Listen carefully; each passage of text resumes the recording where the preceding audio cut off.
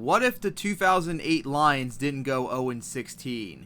Here is a very interesting idea, especially with the 10th anniversary now upon us, and I was wondering, after all these years of thinking about this, would the Lions be better off or perhaps worse off if they didn't go 0-16? So that's what this theory is about. What if this happens? What if that happens? What if? An NFL theory. During the 2000s, the Lions were one of the worst teams in the NFL, if not one of the worst teams in North American sports. After starting off the decade 9-7, they were going to have a losing season for the rest of the decade, with their best season being 7-9 in 2007. But the low light came in 2008 when they became the first team ever to go 0-16 in a 16-game schedule and be the first team since the 1976 Buccaneers to go winless. However, like all teams in the NFL and all sports in general, be it they're good or bad, are going to always have games where they were within a shot of winning but just couldn't pull it out. And the 2008 Lions, as bad as they were not the exception. They also had games where they almost won, and that's what this theory is going to be about. In this theory, the 2008 Lions are going to win every game that they were within 8 points of winning or tying at worst, as they can do that possibly with a touchdown and a 2-point conversion. So, in this scenario, how many games would they win? 4. 4 games. That's right, the 0-16 Lions could have won 4 games. Now, what are these games? Their first game was in Week 6 when they were at the Vikings. This was the closest game the Lions could have won in 2008. They lost by only 2 points. This was also the infamous game where their quarterback Dan Orlowski walked out of the end zone for a safety. They led the game until the final play of the game where the Vikings went downfield and scored a game-winning field goal to win 12-10. Had that safety not happened, the Vikings wouldn't have won the game outright. They would have tied it and sent it to overtime where the Lions could have won it there. It would be the next week where they would win their second game at the Texans, which they lost 28-21. It would be 2 weeks later when they're on the road at the Bears when they got their third win of the season. The Lions spanked the Bears in the second quarter, scoring 23 points. However, they allowed the Bears to make the comeback to win at 27-23. Their final win would not be till Week 14 when they hosted the Vikings. In this game, they only lost 20-16. And in this scenario, they're going to win all these games, and with that, they are 4-12. With this win, however, they actually make major differences to the playoffs and the regular season standings. First off, in the NFC North, the Vikings won the division at 10-6, whereas the Bears were right behind them at 9-7. However, in this scenario, both teams are tied for the NFC North lead at 8-8. And since they split it between each other, the next tiebreaker is their division record. Since they split between each other, and they split with the Packers, but the Bears split it with the Lions, whereas in this scenario, the Vikings got swept by them, so therefore the Bears have the better division record, and therefore they make the playoffs and win the NFC North, as the Vikings missed the playoffs completely. And because of this, Brad Childress, their coach at the time, likely would be fired. And also in the AFC South, with the Texans falling to 7-9 after starting off very bad during the season, it's very possible that Gary Kubiak could be fired as well. And in the playoffs, the AFC side doesn't change whatsoever. The NFC side, however, just changed a bit too. Not only do the Bears make the playoffs, the Cardinals move up to the 3rd seed as the Bears get the 4th seed. Since nothing changes on the AFC side, it's still the Steelers that make the Super Bowl. Meanwhile, on the NFC side, it's now the Falcons visiting the Bears, and the Bears were struggling at this point in the year, and the Falcons were playing pretty damn good, especially on the defensive side, so I think the Falcons actually can pull it off here. Meanwhile, the Cardinals still beat the Eagles. They would once again destroy the Panthers in the divisional round. Meanwhile, the Falcons now visit the Giants. However, the Giants, I think, could get this win. And with that, the NFC Championship is now the Cardinals at the Giants. And as much as the Cardinals could put up as much fight as possible, I think the Giants could hold it off and get the win. And with that, the Super Bowl is now the Steelers and the Giants in one giant rematch from the earlier in the season when the Giants beat the Steelers in Heinz Field. However, the Giants were struggling at this point in the year, and the Steelers' defense was really, really damn good. It could be a hard-fought game back and forth between these two teams, but in the end, I think the Steelers still would get the win. Although the Lions avoided going 0-16, they still were way worse than they were in 2007 when they finished 7-9. And since they still start 0-3 in this timeline, Matt Millen and the rest of the coaching staff would be fired. So the Lions would still get their clean start like they did in our timeline. However, there is one major problem. In our timeline, the Lions, of course, had the number 1 overall pick, which they used to take Matthew Stafford. However, in this scenario, at 4-12, they fall all the way down to the 5th seed in this timeline. It is now the Rams with the number 1 overall pick, and since they need a quarterback to replace Mark Bolger, they now take Matthew Stafford. So now what are the Lions going to do without Matthew Stafford? Since they have the 5th overall pick still, they would still get the offer from the Jets that they gave to the Browns in real life for that 5th overall pick, so they can get Mark Sanchez. However, the Lions need a quarterback badly. They ignored the Jets, and they take Mark Sanchez for themselves. So then what happens with the Jets? Well, I don't think they would trade up to try and get Josh Freeman. And since the team overall I thought offensively could not do any different with any other quarterback unless they were elite, I think the Jets would just stick with whatever they had right then and there, like Kelly Clemens, and continue on as is in this timeline.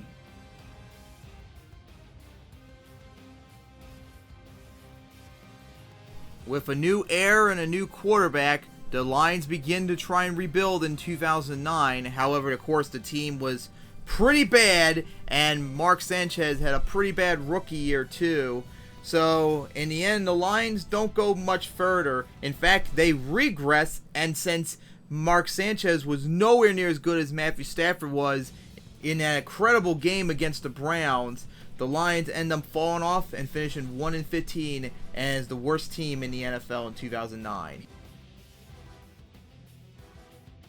Meanwhile, out in St. Louis, the Matthew Stafford era begins as he was named the immediate starter. However, just like Mark Sanchez, he and the Rams would struggle offensively, and it doesn't help the fact that Stafford would miss half the season due to injury. However, the Rams still managed to improve as they end up finishing 3-13. In the updated 2009 standings, the AFC side remains the same. However, the NFC changes as the Vikings now get the number 1 seed over the Saints, who fall to the 2nd seed thanks to an extra loss thanks to the Rams.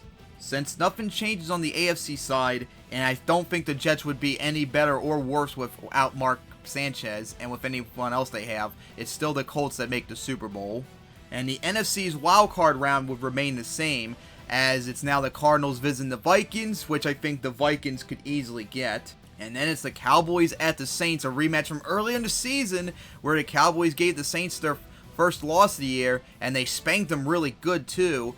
So this one could be quite difficult to predict. Will the Saints actually prevent the collapse like they did against the Cowboys in our timeline, or will they continue on?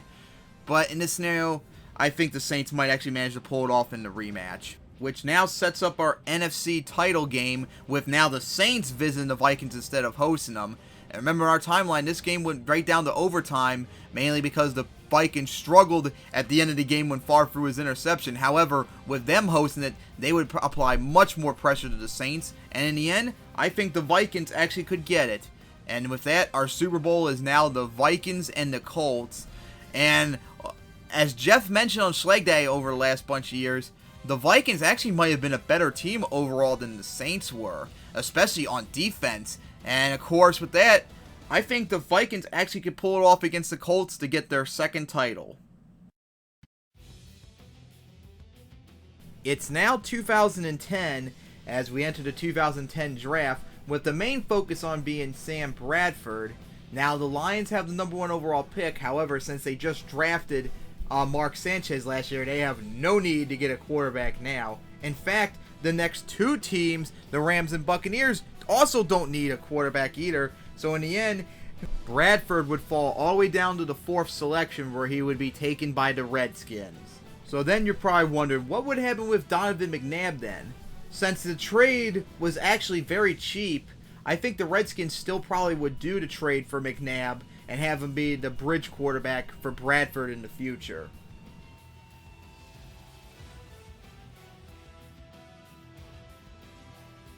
With 1 year under his belt, Mark Sanchez and the Lions start off okay, and he plays good, but the Lions still are a bad team, and they still have a lot of holes to fix. But in the end, they still managed to finish the exact same 6-10 record they did in 2010, which is a massive improvement from the previous year. Likewise, out in St. Louis, Matthew Stafford and the Rams look to make a playoff run in the very weak NFC West. However, he suffers an injury at that first game of the season, which leads him to deal with backup for the next few weeks. However, the Rams still remain competitive in close games in the very weak NFC West. Matthew Stafford eventually comes back. However, after 2 games, he would be out once again this time for the rest of the season. So the Rams deal with their backup quarterback once again. But thanks to Stafford's incredible 2010 season in the limited time he played, the Rams ended up finishing 8-8, which is a massive improvement from the year before. Out in Landover, the Redskins were going to have McNabb be the starter as the bridge quarterback. However, Sam Bradford did good enough in the preseason to earn the starting job, and he quickly jumpstarts the Redskins' struggling defense and helps them win a lot of really close games. And in the end, the Redskins surprised the league by surging to the top and went 10-6 and got themselves right into the mix of the NFC playoff chase. In the updated 2010 standings, the AFC side remains exactly the same. However, the NFC side has a little bit of a change, as the Rams now win the NFC West over the Seahawks, and with that, prevent the first time ever a losing team winning the division. Since nothing changes on the AFC side, it's still the Steelers that make the Super Bowl. Meanwhile, in the NFC, it begins with the Saints visiting the Rams, which would be a hard-fought game for the Saints, especially since they struggled historically when they visit the Rams. However, I think the Rams, still not a good team, and of course without Matthew Stafford, probably would fall to the wayside against the Saints in this scenario. And then the Saints visit the Bears, and in a hard-fought matchup, I think the Saints actually could pull it off in this scenario. And with that, the NFC Championship is between the 2 wildcard teams, as we have the first ever 6-5 seed game as the Saints host the Packers, the only possible way the Saints could have hosted the title game. And another hard-fought game between 2 kind of underachieving teams that year. As in the end, I think the Saints at home with Drew Brees, even though he was struggling that year, I think they might hold off the Packers' Super Bowl run and make the win. And with that, the Super Bowl is now the Steelers and the Saints, and a rematch from early in the season. However, I think the Steelers' #1 defense might put enough effort against Drew Brees, who was struggling that year. And of course, the Saints' defense was nowhere near as good as the Packers. So with that, I think the Steelers in this timeline would actually win and get their 7th title.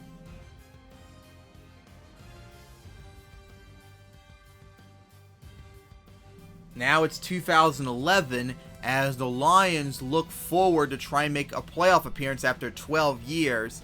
They played good to start the year. However, the realities of Mark Sanchez not being anywhere near as close to Matthew Stafford, especially in this 2011 season when Stafford had his breakout season, the Lions offense just can't get anywhere near the explosiveness that it needs, especially with it's still pretty bad defense holding them back. So the Lions actually regress to 5-11, which leads to Jeff Schwartz, their head coach, being fired.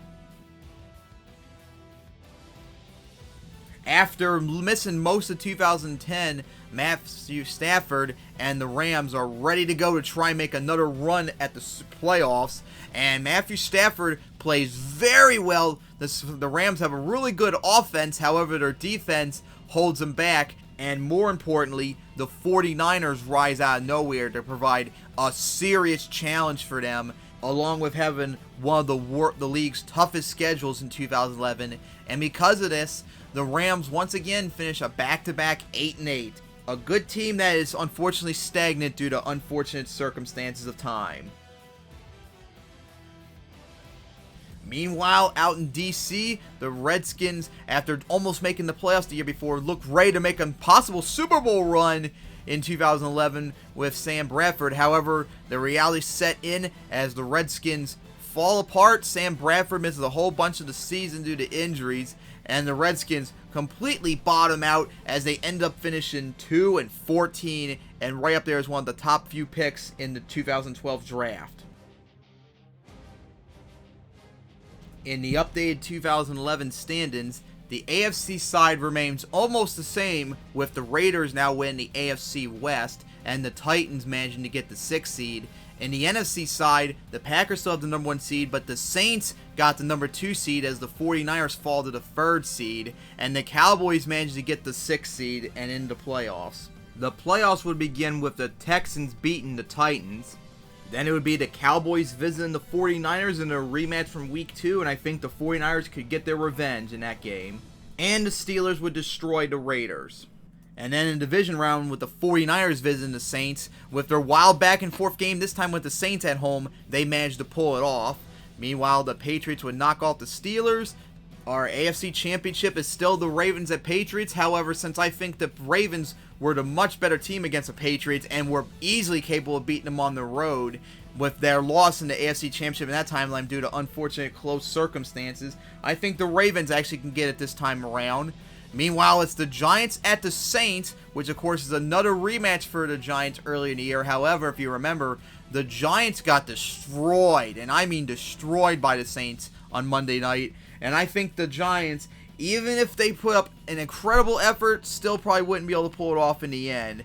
The Super Bowl is now the Saints and the Ravens, between one of the most potent offenses that year against one of the stingiest defenses. It would have been one hell of a game that unfortunately we didn't get. However, in the end, I think the Saints were the better team between them and the Ravens. And of course, the Saints are desperately trying to get their first title after just falling short the last 2 years. So I think the Saints actually pull it off and finally get their first title. It's now 2012 as the draft is now upon us. And this time around, it's the Colts and Redskins with the top 2 picks in the draft. However, since the Redskins have Sam Bradford, just like the Rams in our timeline, they have no interest in a quarterback. So they also fine enough put their pick up to trade. And this timeline, the Browns move up the trade to get that number 2 spot. The Colts take Andrew Luck still, and now the Browns end up taking RG3.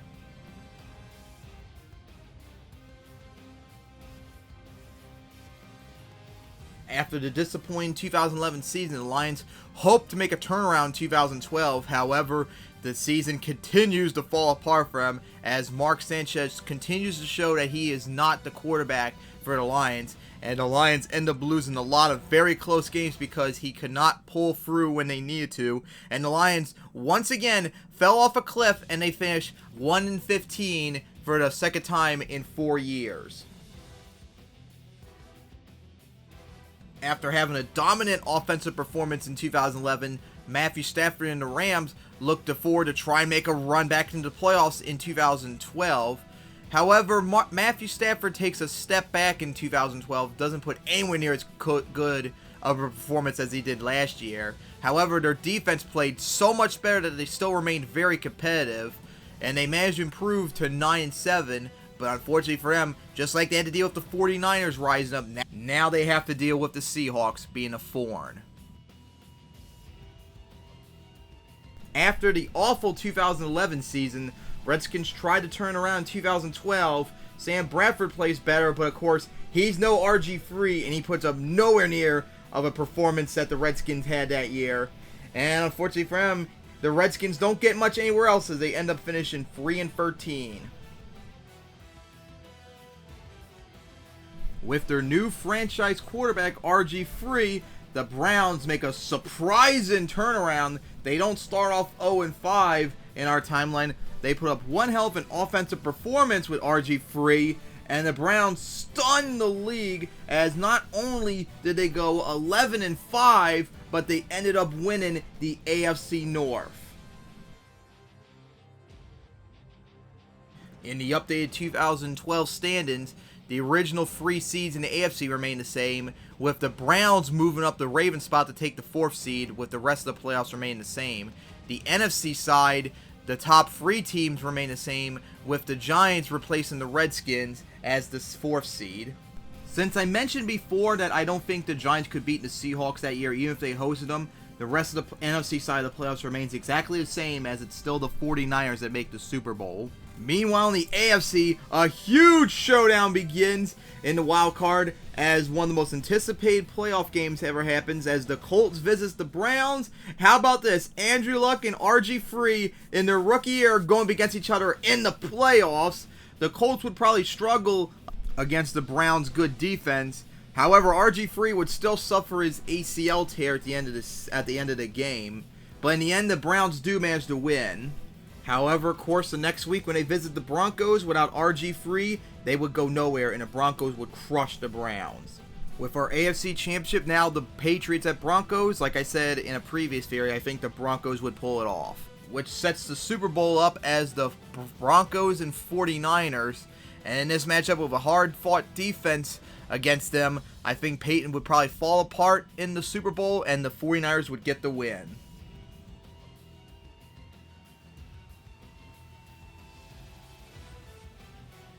For the Rams, they would play a little bit better with Matthew Stafford, and they actually would make a playoff appearance. However, of course, unfortunately for the Rams, they were just at a good team at a very bad time, with the 49ers rising up, then the Seahawks rising up, and then the Cardinals rising up, and even with the 49ers falling off a cliff, they have 2 other teams to deal with. So no matter how good the Rams would be in this timeline, it would probably be very, very, very difficult for the Rams to make any sort of playoff appearance. They very likely would have to wait till 2016 or 17 before they have any shot of making the playoffs when the NFC West finally weakens then. And of course, Stafford would still be much better than Sam Bradford by that time. So by the time 2016 comes around, the Rams still would have Bradford, so they most likely would not draft Jared Goff, which makes you wonder where he would go then for a possible sequel to this theory. After 2012, the Redskins probably would consider maybe getting rid of Sam Bradford, but of course, since the 2013 draft was so weak, they probably would stick with him that year, only for him to miss the entire half the season of 2013. And since the Redskins were so bad that year, maybe they would have a very high pick like the Lions, and maybe they would probably be shopping for a new quarterback in the draft.